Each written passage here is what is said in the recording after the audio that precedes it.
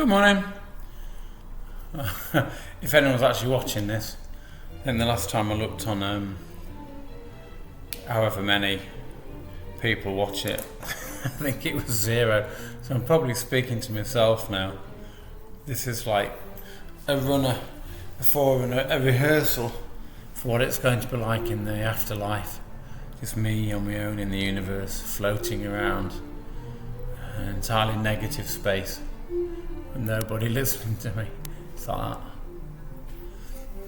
that. Storm blowing in, and we've got neighbours next door. How on earth can I link them? Well, I suppose they could be bad neighbours, but they're not. We've already met them, they're very nice. At first we thought, because it's 2 women, at first we thought, whoa, 2 lesbos. But it's not, it's a woman and her daughter. So the woman's bought the house. No, her daughter's friend. Woman's bought the house. She's widowed and unfortunately lost her son, which is terrible. So they've just moved in to keep company with each other because the woman lost her husband as well to the big sea. So it does get you.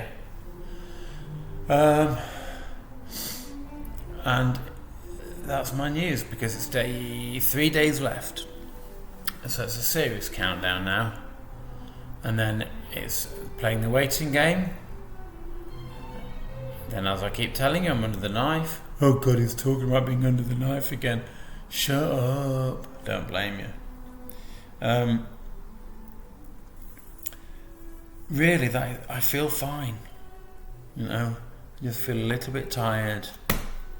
I can't be more than 20 feet away from a toilet. The dogs are better. I'm still reading. I just went upstairs to my bookcase and I just thought, everything on this case has taught me everything I know, and I still know absolutely shit all. Am I arguing for reading or against it there? For it, I just think there's so much to know. Before I forget, there's one book you ever have to read, and you've not read it yet. If you like it, I don't read, because reading's gay. Well, more fool you. But if you do want to read a book, read this.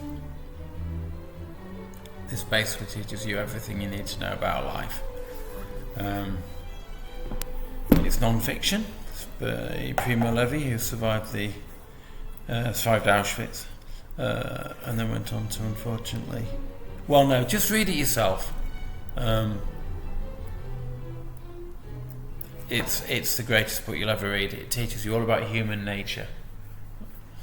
You know, people do bad things to each other.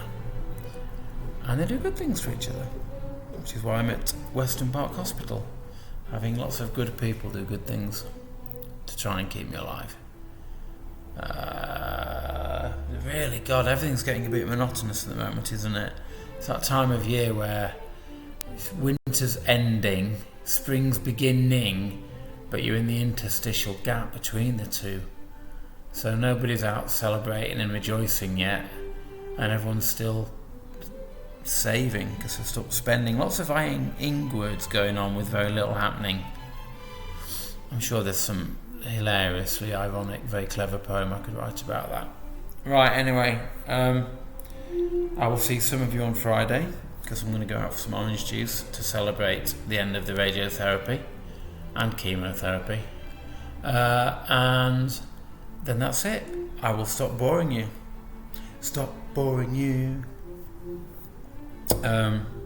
Have a lovely day. How are you? You may message me now, but don't ask me about me. Tell me about you. Alright? It's getting ever so selfish, this. At some point I need to reintegrate myself back into the world. How the hell am I going to do that? I'm going to be a weirdo. Cancer turned me into a weirdo. That'll be my headline. I guess it does turn some people into a weirdo. If you've ever read The Man Who Mistook His Wife's Head for a Hat, Oliver Sacks, it's all about brain injury. And people who get brain cancer sometimes can end up with brain damage, which is awful. And but sometimes brain damage has strange effects. Read that book as well, The Man Who Mistook His Wife's Head for a Hat.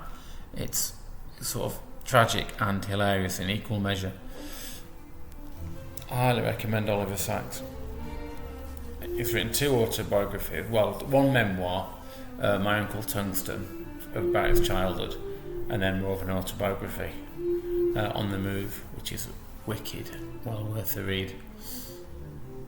He also wrote Awakenings, if you've seen the film, and then a very strange one about some South Sea Islanders that all suffer the same sight impairment, and they see the world differently. Isn't that odd? Anyway, I'm rambling now. Bye, have a good day. Do something good today. Give some blood. Eat some chocolate. Just do one thing where you think, oh, I wouldn't have done that today if Sam hadn't told me. And then let me know what it was. Okay? Chaos and mayhem ensue. Divorces galore. Alright. Love you all. Bye.